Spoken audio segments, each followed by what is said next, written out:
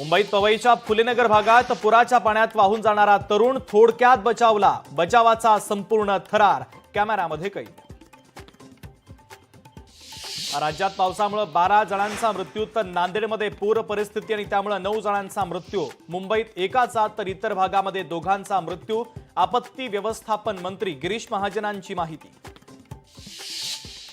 नांदेडच्या मुखेडमध्ये आमदार उशिरा आल्याने स्थानिकांचा संताप। आपत्तीच्या वेळी कुठे होता, आमदारांना सवाल।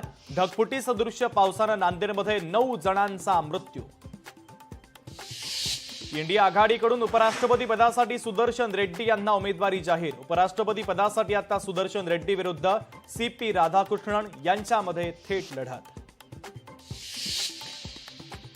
आशिया कप 2025 चषकासाठी भारतीय संघाची घोषणा। सूर्यकुमार यादवच्या नेतृत्वात 15 सदस्यीय संघ जाहीर। गिलकडे उपकर्णधार पद तर यशस्वी जयस्वाल आणि श्रेयस अय्यरला मात्र वगळलं।